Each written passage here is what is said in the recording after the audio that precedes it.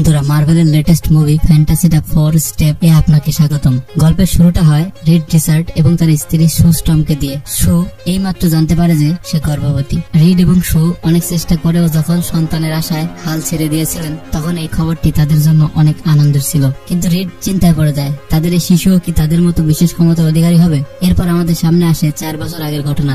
Read, সু, রিডের best friend Ben এবং সুয়ের ভাই জনি মহাকাশে অনুসন্ধানের জন্য গিয়েছিলেন। কিন্তু সেখানে তাদের মহাকাশযান একটি কসমিক স্টর্মের অর্থাৎ মহাজাগতিক ঝড়ের সাথে সংঘর্ষে জড়িয়ে যায়, যা তাদের শরীরকে সম্পূর্ণ পরিবর্তন করে দেয়। তারা সবাই সুপার পাওয়ার পায়। বেনের শরীর পাথরের মতো হয়ে যায়, জনের পুরো শরীর আগুনের মতো হয়ে যায় এবং তাকে হিউম্যান টর্চ নামে ডাকা হতে থাকে। রিডের শরীর রাবারের মতো প্রসারিত হতে পারত, আর সু অদৃশ্য হওয়ার পাশাপাশি ফোর্স ফিল্ড তৈরি করতে পারত। তাদের দলের নাম হয় ফ্যান্টাসি 4। তারা পৃথিবীকে অনেক বিপদ থেকে বাঁচায়। রিড একজন অত্যন্ত বুদ্ধিমান বিজ্ঞানী ছিল, আর সু রাজনৈতিকভাবে সব দেশকে একত্রিত করে পৃথিবীতে শান্তি আনার চেষ্টা করেছিল। সে আন্ডারগ্রাউন্ড ওয়ার্ল্ডের নেতা হার্বের সাথে চুক্তি করে নেয়। পুরো বিশ্ব ফ্যান্টাসি 4 কে ভালোবাসে। এই মুহূর্তে জনি এবং বেন রিড, সু এর জন্য রাতের খাবারের অপেক্ষা করছিল। তারা প্রথমবারের মতো রবিবার রাতের খাবারের জন্য দেরি করেছে। বেন, সু এবং রিডের মুখ দেখে বোঝা যায় যে সু গর্ভবতী। সবাই উদযাপন করতে শুরু করে এবং পুরো বিশ্বকে এই খবর জানানো হয়। তাদের পুরো বাড়িটি শিশুকে সুরক্ষিত করার জন্য বেবি প্রুফ করা হয়।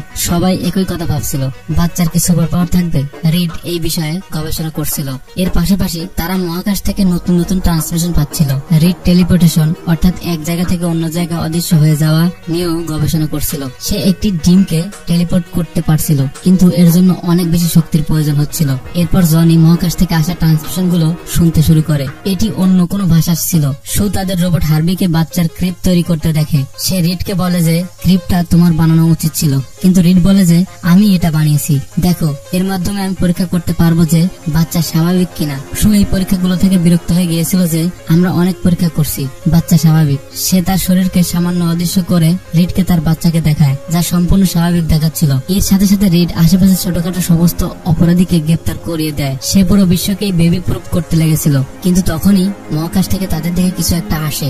জনি কাছে গিয়ে দেখে এটি একজন মহিলা। এই সিলভার সার্ফার টাইম স্কোয়ারের সামনে গিয়ে ফ্যান্টাসি 4 কে জিজ্ঞাসা করে, তোমরা কি এই গ্রহের রক্ষক? সু বলে হ্যাঁ। তখন সিলভার সার্ফার জানায় যে তোমাদের এই গ্রহ শীঘ্রই শেষ হয়ে যাবে। তোমাদের গ্রহকে গ্যালাক্টাস খেয়ে ফেলবে। তোমাদের কাছে যতদিন আছে খুশি মনে বাঁচো। এই কথা শুনে জনি সিলভার সার্ফারের পিছনে এবং তার বোর্ড ধরে ফেলে। সিলভার সার্ফার তাকে অন্য কোনো ভাষায় কিছু বলে চলে যায়। এরপর রিড তার গবেষণায় লেগে যায়। সে দেখে যে মহাকাশে অনেক গ্রহ শেষ হয়ে গেছে এবং সেই সব গ্রহতেই সে সিলভার সার্ফার গিয়েছিল। রিড বলে যে গ্যালাক্টাস এখানে আসার আগে আমাদের তার কাছে পৌঁছাতে হবে।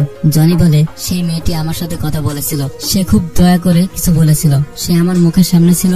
সবাই বুঝতে পারে যে জনির মেয়েটিকে পছন্দ হয়ে গেছে। জনি সুকে জানায় যে মহাকাশ থেকে আসা ট্রান্সমিশন গুলোর মধ্যে একটি ট্রান্সমিশন সম্পূর্ণ সিলভার সার্ফারের ভাষার মতো। এরপর রিড জনিকে তাদের নতুন স্যুট দেখায়। এই স্যুটগুলোর সাহায্যে জনি মহাকাশে কিছুক্ষণ হিউম্যান টর্চ হয়ে থাকতে পারবে। ফ্যান্টাসি 4 দল আবার একবার মহাকাশের দিকে রওনা দেয়। তারা হাইটেক প্রযুক্তির সাহায্যে খুব দ্রুত মহাকাশে ভ্রমণ করতে পারছিল। সিলভার সার্ফারের তাপ সংকেত ট্র্যাক করতে করতে তারা একটি গ্রহের কাছে পৌঁছায় এবং তাদের চোখের সামনে এই গ্রহটি ধ্বংস হতে শুরু করে। তারা এই গ্রহের আরো কাছে যায়। সু তার ক্ষমতা দিয়ে মহাকাশযানটি অদৃশ্য করে দেয়। তাদের চোখের সামনেই গ্রহটি শেষ হয়ে যায়। গ্যালাক্টাসও তাদের দেখতে পায়। তাদের মহাকাশযানটি গ্যালাক্টাসের মহাকাশযানের দিকে যেতে শুরু করে। সিলভার সার্ফার মহাকাশযানের ভেতরে এসে বলে, গ্যালাক্টাস তোমাদের সবার সাথে দেখা করতে চায়, তোমাদের এখানে আসা উচিত হয়নি। ফ্যান্টাসি 4 সিলভার সার্ফারের পিছু পিছু গ্যালাক্টাসের দিকে যায়। জনি সিলভার সার্ফারকে জিজ্ঞাসা করে, তুমি সেদিন আমাকে কি বলেছিলে? সিলভার সার্ফার জানায় যে সেটা ছিল একটি আশীর্বাদ, যেন তুমি তোমার আপনজনদের সাথে মরতে পারো। এরপর তারা সবাই গ্যালাক্টাসের সামনে পৌঁছায়।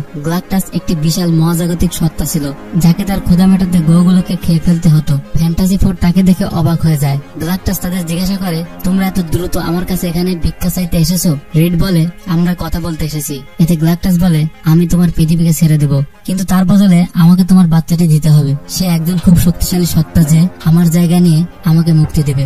রিড বলতে শুরু করে, না, সে স্বাভাবিক। তারপর গ্যালাক্টাস তার ক্ষমতা ব্যবহার করে এবং সুয়ের ব্যথা শুরু হয়। তার বাচ্চা জন্ম নিতে চলেছে। জনি গ্যালাক্টাসের উপর হামলা করে। তারা সবাই পালানোর চেষ্টা করতে শুরু করে। জনি বেশি সময় মহাকাশে হিউম্যান টর্চ হয়ে থাকতে পারছে না। সু তার ক্ষমতা ব্যবহার করে সিলভার সার্ফারকে দূরে ফেলে দেয়। কোনো মতে তারা তাদের মহাকাশযানে পৌঁছায়, কিন্তু সিলভার সিলভার সার্ফার তাদের পিছু নিচ্ছিল। সে একবার তো শু এর বাচ্চার কাছে পৌঁছে গিয়েছিল, কিন্তু তারা পালিয়ে যায়। শু জনিকে বলে তাকে মেরে ফেলো, সে তোমার ভাগ্নির পেছনে পড়েছে। জনি সিলভার সার্ফারের উপর বিম নিক্ষেপ করে। সিলভার সার্ফার তাদের থেকে বাঁচতে থাকে। রিড মহাকাশযানে একটি ব্ল্যাক হোলের স্থানাঙ্ক প্রবেশ করায়। তারা একটি ব্ল্যাক হোলের কাছে পৌঁছায়। রিড বলে আমাদের ব্ল্যাক হোলের কাছে যেতে হবে, যাতে সেও আমাদের পিছু নেয়। এখন এই কাজটি খুবই ঝুঁকিপূর্ণ ছিল।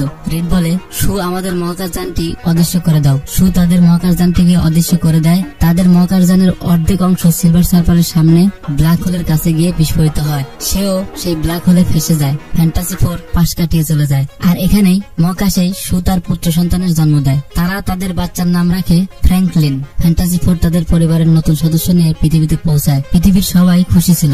মিডিয়ার লোকজন রিডকে জিজ্ঞাসা করে, আপনি গ্যালাক্টাসকে কিভাবে হারালেন? রিড বলে, আমরা হারাইনি, আমরা তার সাথে কথা বলার চেষ্টা করেছিলাম, কিন্তু গ্যালাক্টাস আমাদের বাচ্চাটি চায়। সে বলেছিল যে তোমরা তোমাদের বাচ্চাটি দাও এবং আমি পৃথিবীকে ছেড়ে দেব। এর জন্য তারা অস্বীকার করেছিল। ওদিকে গ্যালাক্টাস বলেছে আমার সেই বাচ্চাটি চাই, সেই বাচ্চাটির অসীম ক্ষমতা আছে।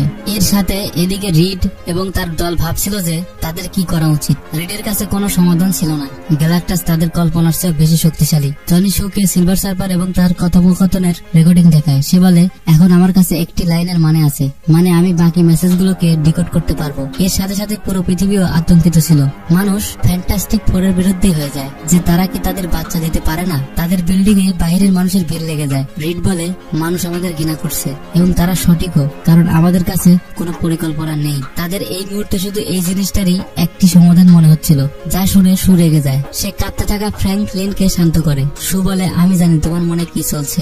রিড বলে না, আমি আমার ছেলেকে গ্যালাক্টাসকে কখনো দেব না। আমার কাজ চিন্তা করা, আমি খারাপ খারাপ জিনিস চিন্তা করি যাতে তাদের সমাধান বের করতে পারি। রিড বলে আমি সবকিছু ঠিক করে দেব। শু ফ্র্যাঙ্কলিনকে নিয়ে মানুষের ভিড়ের মাঝে পৌঁছায় যে এই আমার ছেলে ফ্র্যাঙ্কলিন। শু বলে আমার মা সবসময় বলতেন যে শু আমি তোমার জন্য আকাশ পাতাল এক করে দেব, আর সেটাই আমি আমার বাচ্চার জন্য করব। শু বলে আমি এই গ্রহের জন্য, আমি আমার বাচ্চার জন্য এই গ্রহকেও আত্মহত্যা দেব না। আমরা লড়বো, আমরা একটি পরিবার হয়ে লড়বো। শু এর সেই আকাশ পাতাল এক করে দেওয়ার কথা থেকে রিডের একটি আইডিয়া আসে। সে বলে আমরা আমাদের পৃথিবীকে এমন একটি জায়গায় নিয়ে যাব সেখানে গ্যালাক্টাস আসতে পারবে না। রিড এখানে সেই ডিমের মতো পুরো পৃথিবীকে সরানোর কথা বলছিল। সে এমনটা করে পৃথিবীকে এত দূরে নিয়ে যাবে যেখানে গ্যালাক্টাস লাখো বছর ধরে আসতে পারবে না। এই কাজের জন্য তারা পুরো পৃথিবীতে বড় বড় টাওয়ার তৈরি করতে শুরু করে। তাদের এই কাজ করার জন্য অনেক বেশি শক্তির প্রয়োজন ছিল, তাই পুরো বিশ্বে শক্তি সংরক্ষণের জন্য লকডাউন শুরু হয়ে যায়। এর সাথে রিড ফ্র্যাঙ্কলিনের সাথে কথা বলতে শুরু করে যে আমি তোমার সম্পর্কে কিছু জানি না, আর এখন আমি জানার চেষ্টাও করব না, তুমি নিজেই আমাকে সব জানিয়ে দিও। এদিকে জনি সিলভার সার্ফারের ভাষা ডিকোড করতে ব্যস্ত ছিল। পুরো পৃথিবীকে সরানোর দিন আসে। তারা সমস্ত টাওয়ার চালু করে দেয়। কাউন্টডাউন শুরু হয়, কিন্তু তখনই সেখানে সিলভার সার্ফারের আগমন ঘটে। সে একে একে সমস্ত টাওয়ার ধ্বংস করতে শুরু করে, অর্থাৎ ফ্যান্টাস্টিক 4 এর মিশন ব্যর্থ হয়ে যায়। জনি সিলভার সার্ফারের মুখোমুখি হয়। সে সব জায়গায় তার ভাষায় মেসেজ বাজিয়ে দেয়। এই মেসেজে সিলভার সার্ফারের নাম সালাবাল নেওয়া হচ্ছিল।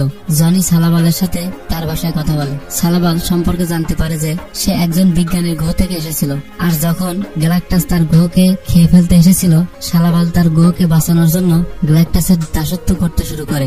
আর এই ট্রান্সমিশন গুলোতে তার গ্রহের লোকেরা তাকে ধন্যবাদ জানাচ্ছে, কিন্তু বাকি গ্রহগুলো থেকে শুধু ব্যথা ভরা চিৎকার শোনা যাচ্ছিল। সালাবাল এসব শুনতে পারছিল না। সে উপরে উঠে গেল। তখন জনি তার পিছু নিল।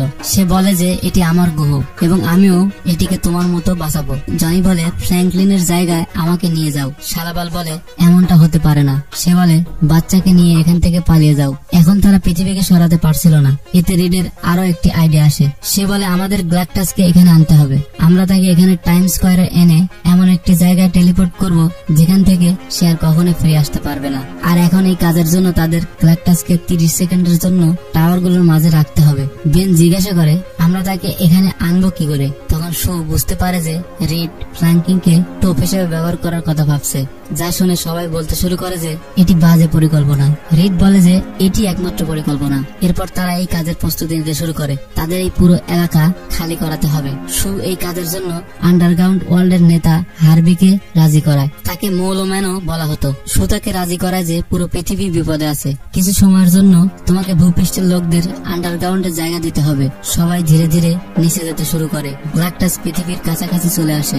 রিড ও শু ফ্র্যাঙ্কলিনকে টাইম স্কোয়ারের মাঝখানে রেখে দেয়। গ্যালাক্টাস তার মহাকাশযান থেকে নেমে নিউ ইয়র্কে পৌঁছায়। সে এখানে মাটির গন্ধ পর্যন্ত নেয়। সে স্ক্যান করে ফ্র্যাঙ্কলিনকে খুঁজে পায়। গ্যালাক্টাস নিউ ইয়র্কের রাস্তা দিয়ে টাইম স্কোয়ারে পৌঁছায়, কিন্তু তখনই জনি তার চোখে হামলা করে। সে ফ্র্যাঙ্কলিনকে তাদের বাড়িতে ফিরিয়ে রেখে আসে।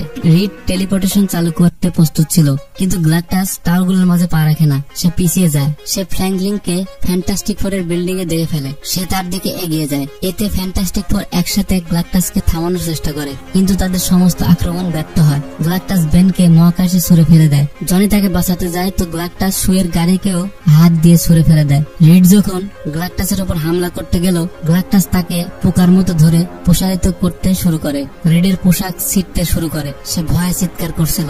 তখনই সেখানে জনি এবং বেন চলে আসে। তারা রিডকে বাঁচিয়ে নেয়, কিন্তু গ্লাকটাস গিয়ে ফ্র্যাঙ্কলিনকে তুলে নেয়। শু তার ছেলেকে গ্লাকটাসের কাছে দেখে সে তার সমস্ত ক্ষমতা ব্যবহার করে গ্লাকটাসকে থামাতে শুরু করে। এখন শু তার বাচ্চাকে বাঁচানোর জন্য সীমা ছাড়িয়ে বেশি ক্ষমতা ব্যবহার করছিল। সে গ্লাকটাসকে ঠেলে টাইম স্কোয়ারের মাঝে নিয়ে আসে। রিড শুকে থামতে বলছিল। শু বলে, আমার বাচ্চাকে বাঁচাও। তাকে তার ছেলের সামনে আর কিছু দেখা যাচ্ছিল না। বেন একটি বিল্ডিং ভেঙে গ্লাকটাসের ভারসাম্য নষ্ট করে। জনি মেশিন চালু করে। রিড ফ্র্যাঙ্কলিনকে বাঁচায়। শু তার সমস্ত শক্তি লাগিয়ে দেয়। সে মরতে বসেছিল, কিন্তু তখনও গ্লাকটাস টেলিপোর্ট হয়নি। এতে জনি নিজেকে আত্মহতি দিতে যাচ্ছিল, কিন্তু শালাবাল তার জায়গা নিয়ে গ্লাকটাসকে ধাক্কা মেরে তার সাথে টেলিপোর্ট হয়ে যায়। তখন সবাই ছুটে শুয়ের কাছে যায়। সে মারা গেছে।